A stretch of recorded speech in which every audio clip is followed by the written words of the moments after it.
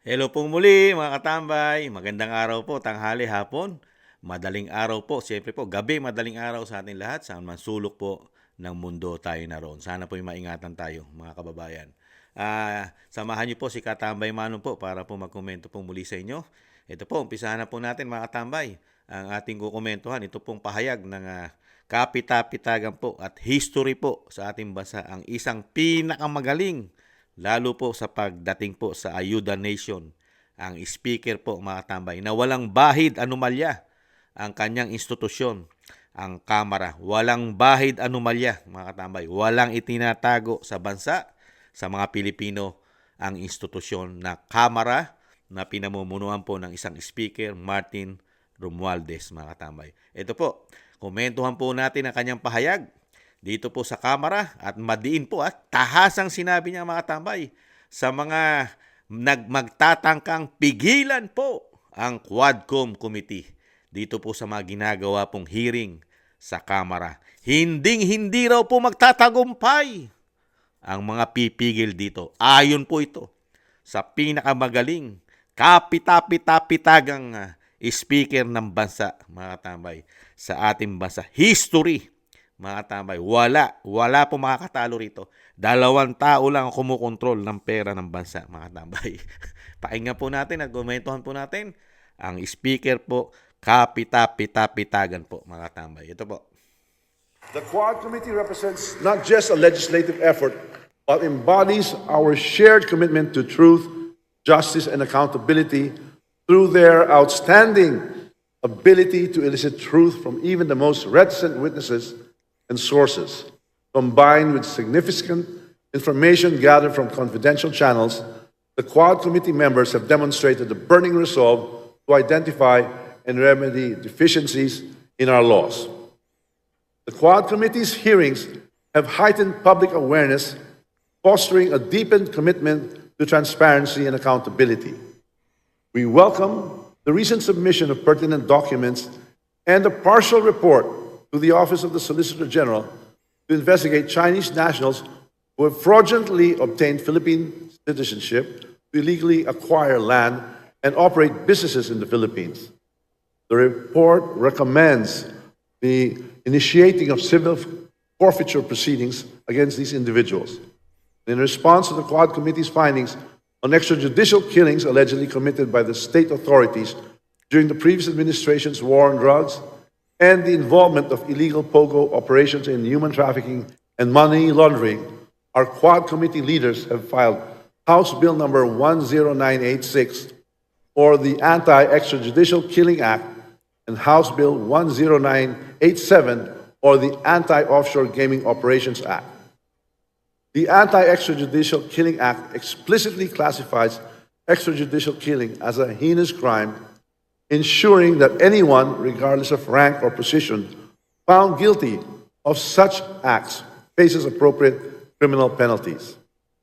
The Anti-Offshore Gaming Operations Act, on the other hand, aims for a total ban on all forms of offshore gaming operations in the country with penalties for violations. These legislative measures address long-standing issues that have been condoned or even encouraged by certain individuals, and they will lead to legal actions against those involved. But let us not be naive to the reality we face. Those who seek to hide the truth will always resist, and our efforts are not immune to attack.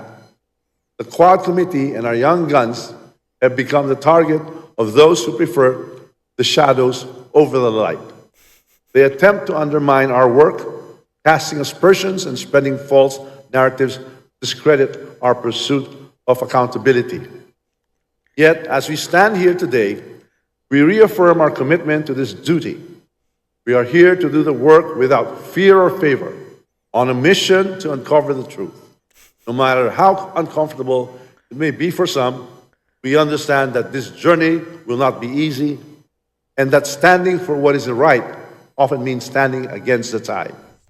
But history has shown us time and again that no... Okay, putulin na natin mga tambay.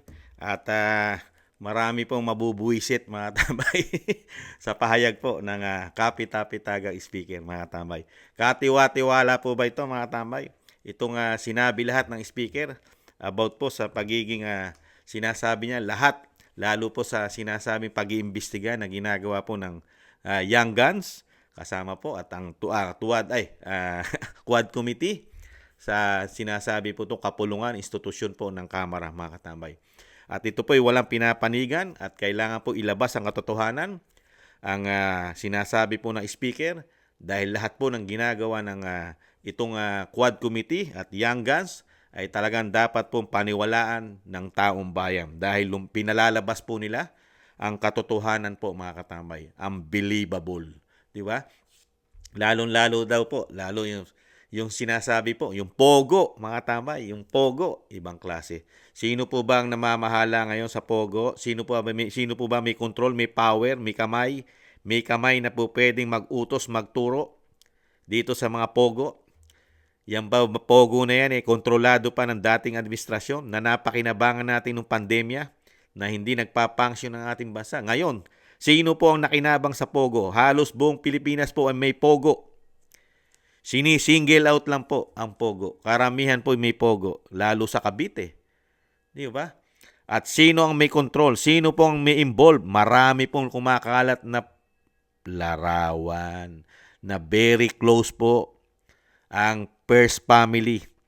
Yan po pinakalat yan po ni Attorney Topacio.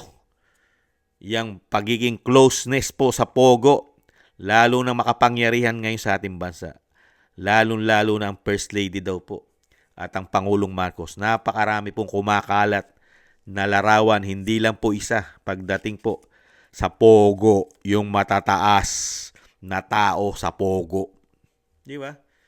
Kaya paano paniniwalaan po itong mga salaysay po ng isang speaker na talagang kala mong lahat po ng problema ng bansa lalo sa pogo at yung EJK, war on drugs, na ngayon po'y tumataas po ang droga at ang isa pong general ay nagsasabi na ang droga daw po ay hindi maituturing na isang bisyo o isang masamang bisyo ang droga dahil sa kabila daw nito ay po pwede pang tumulong ito. Tumulong, magdagdag enerhiya at pwedeng magamit ito sa mga nagtatrabaho lalo yung sinasabi pong kailangan ng extra energy mga katambay. Ibang klase. Ibang klase. Ito po ang katiwa-tiwala. Ang ginagawa po ng Quadcom at Young Guns na pinagtatanggol po ng speaker mga katambay. Nakapaipakinabang po kaya sa taong bayan ang mga ginagawa po ngayon ng Kamara, lalo ng speaker. Ano po ang credential at kredibilidad ng mga ito sa Pilipinas? Kung talagang totoo na talagang wala kayong itinatago at gusto nyong palabasin ang katotohanan dahil gustong-gusto pong lumabas ang katotohanan ng speaker sa ating bansa at wala pong kinikilingan Walang kinikilingan ng ating speaker mga katambay. At talagang paninindigan niya na sino man ang humadlang, magtangkang pigilan ang ginagawa ng Quadcom. Mismo ang institusyon ng Kamara ang mga kalaban nito. Ibang klase mga katambay. Pero ang tanong ng taong bayan, ang ganti ng taong bayan sa inyo, sa natuklasan po sa inyo, sa inyong institusyon kasama ang Senado, maralaman nyo ang ganti ng taong bayan. Ang galit namin dahil napakatagal nyo na po pala di umano ginagatasan ng mga Pilipino.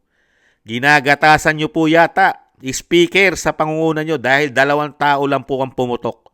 2 tao lang sinabi ni Vice President Sara Duterte ang kumukontrol ng bilyong-bilyong pondo ng mga Pilipino, speaker. Gusto po namin malantad yan. Malantad po sa institusyon, kauna-unahan ng inyo. Ang Kongreso, nasaan? Saan napupunta ang pera namin, taxpayer? Saan po? Bakit ayaw nyong buksan hanggang ngayon? Nakatuto kayo para siraan ng mga Duterte. Pero yung mga libro nyo, nakatago sa Pilipino. Nasaan ang inyong MOOE? Lagi kong sinasabi, MOOE nyo, extraordinary expenses. Ang ginagawa nyo lang po sa inyong mga liquidation by certification lamang. At napakarami na pong panahon. Napakatagal na pong panahon na niluluko nyo po. Ginigisa nyo kami sa sarili namin mantika pagdating po sa kaperahan. Speaker, nagtatanong po kami. Kami pong mga Pilipino, taxpayer. Nasaan na po? Nasaan na po ang pera ng flood control, Speaker? Ang PhilHealth, nasaan na po? Nasaan na po ang computation? Nasaan na po? Nasaan na po ang mga resibo ng ginagawa nyo pong ayuda nation ng bansa? Billion po, Speaker.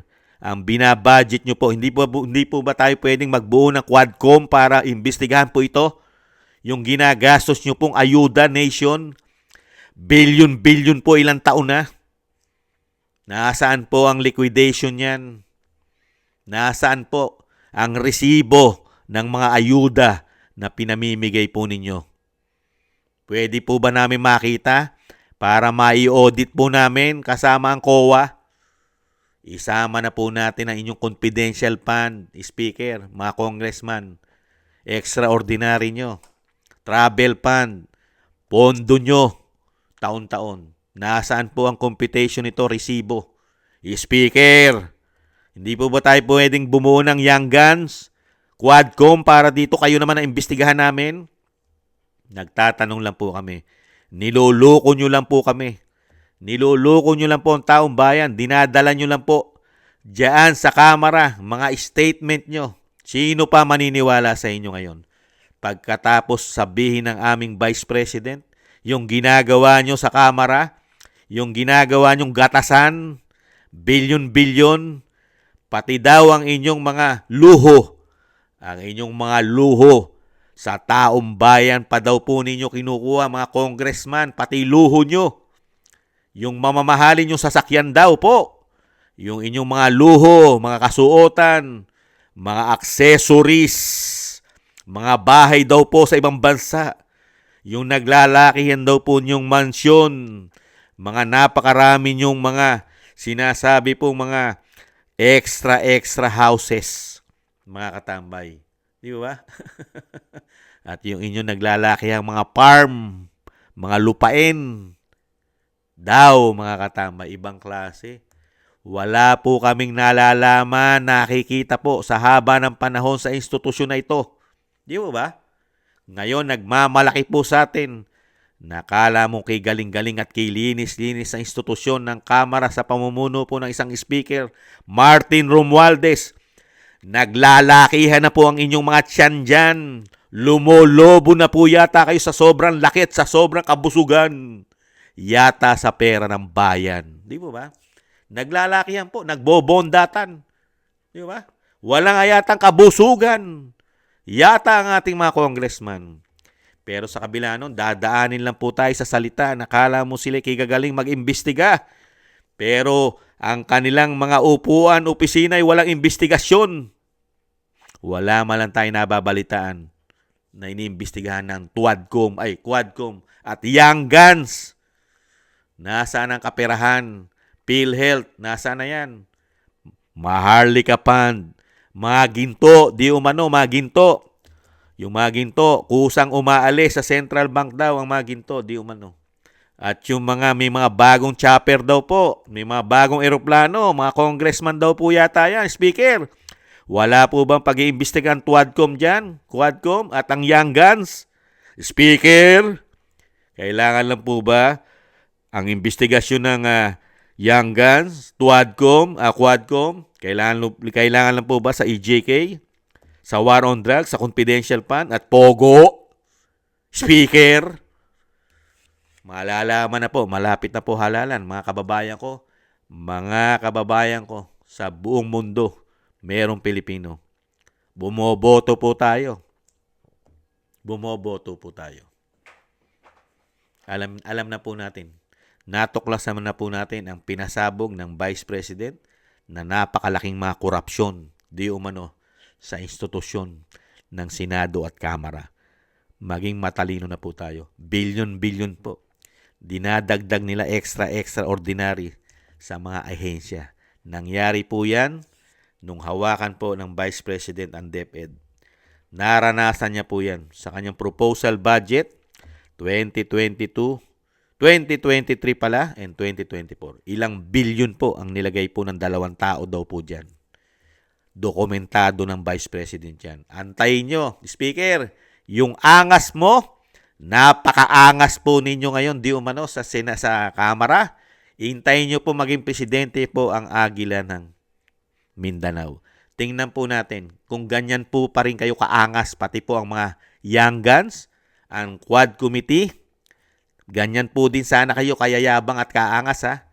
Sana po, gawin nyo po yan, yung ganyang mga investigasyon. Gawin nyo po yan pag naging presidente na po ang Vice President Sara Duterte. Good luck po sa inyo. Ngayon po, ang malaking problema nyo po na dapat solusyonan sa taong bayan, kung hindi po magpapabenta at hindi ibebenta ang kanilang dignidad sa mga politikong ito at hindi masisilaw sa pera ng bayan mismo, di umano, pera pa ng bayan ang ipangsusuhol di umano nito sa mga Pilipino dahil do sa mga natuklasang malalaking bilyon-bilyon na hindi natin malaman kung nailagay po sa mga bagong vault dahil hindi naman papayag ang mga ito matangay lang ng baha. Kailangan po ma-safe nila yan mga katambay. Di kaya hindi po mananalo ito kung hindi gagamit ng hocus-pocus yata, mga katambay. Nakaka-amaze. Napakakapal ng mga pagmumukha pa yata, mga katambay, na para magpahayag at talaga ipagdiinan ang kanilang Quadcom at young guns sa mga Pilipino. Kala mong napakalaki nang na-contribute, napakalaki na na-contribute ng mga congressman, lalo na speaker sa ating bansa. Napakalaki. Para ipagmalaki at ipagyabang at sinasabing puprotektahan nila o puprotektahan niya ang Quadcom at young guns, mga katambay. Ibang klase, good luck na lang. Yun lang po, mga katambay. Yun lang at baka kung ano pa masabi ni Kamano. Maraming salamat po sa mga gusto po ng ating tambayang makabayan. Komento po na inyong lingkod sa YouTube at TikTok. At thank you rin po sa mga nagla-like, share, subscribe at comment. Maraming salamat po. Mga katambay, maging matalino na po tayo. Matalino na po tayo. Magsuri. Tingnan po natin ang kanilang ginawa. Alam nyo na po ibig ko sabihin. Sa muli po, paalam, ingatan nawa. Bye-bye.